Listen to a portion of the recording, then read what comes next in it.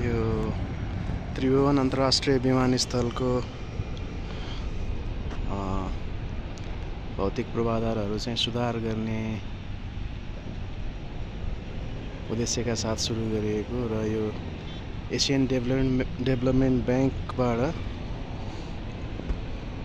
Loan लिएर चाहिँ सुरु गरेको प्रोजेक्टहरूमध्ये चाहिँ यो OCB1 parallel taxiway extension up to runway 02 इन प्रोजेक्टको सबैभन्दा महत्त्वपूर्ण काम यो रेनफोर्स अर्थ वाल बनाउने काम थियो। यो करिब हामीले चाहिँ ठ्याक्कै भन्नुपर्दाखेरि चाहिँ लास्ट इयर सुरु गरेको हो। लास्ट इयर यस्तै हजुरको चाहिँ फेब्रुअरी मार्चतिर सुरु भएर अहिले हामी चाहिँ मेमा आइपुगेका छौँ। करिब 15 महिना 16 महिना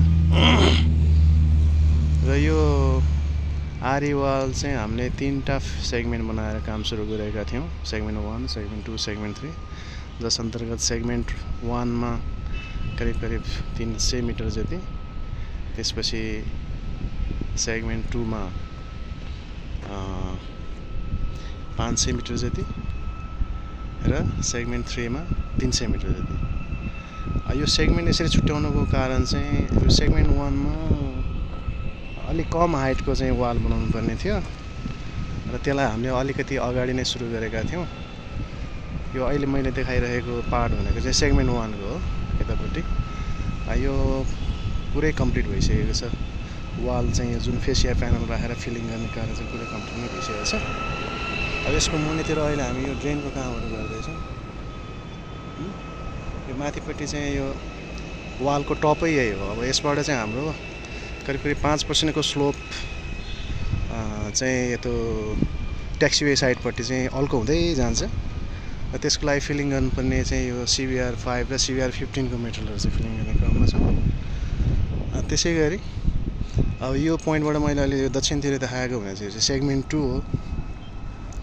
यो सेगमेन्ट 2 मा पनि हामीले सबै नै फेसिया प्यानलको राख्ने काम चाहिँ आज अहिले अब हामी यो लास्ट प्यानल राख्न गइरहेका छौँ। यो सेगमेन्ट 2 मा त्यहाँ केही मान्छेहरू देख्न सकिन्छ। त्यो सेगमेन्ट 2 को चाहिँ लास्ट प्यानल राख्न खोज्दैछौँ र यसको टेक्निकल ब्याकफिल र अरू फिलिङ कामहरू केही बाँकी छन्। वालको फेसिया प्यानलको राख्ने काम चाहिँ आजबाट सम्पन्न हुँदैछ। कुनै पनि प्यानल चाहिँ राख्न बाँकी हुँदैन आजबाट। यहाँ खालि यो टेक्निकल ब्याकफिल र CBR5, CBR15 प्लस यो ट्याक्सीवेको पेमेन्टको कामहरू मात्रै बाँकी रहनेछन्। त्यो काम पनि हामी यो बर्खाभरि चाहिँ यतिका फिल गरेको सबै चाहिँ माटोहरू कति सेटल हुन्छ, सेटलमेन्ट चाहिँ कन्टिन्यू हुन्छ कि अथवा त्यो सेटलमेन्ट कुनै स्टेजमा गएर रोकिन्छ कि भनेर त्यो अवस्था हेर्छौँ। सेटलमेन्ट रोकिएको खण्डमा हामी यो बर्खा सिजनपछि चाहिँ पेमेन्टको कामहरू चाहिँ सुरु गर्न सक्छौँ। आज चाहिँ जे होस् यो हामी एउटा महत्त्वपूर्ण क्षणमा छौँ।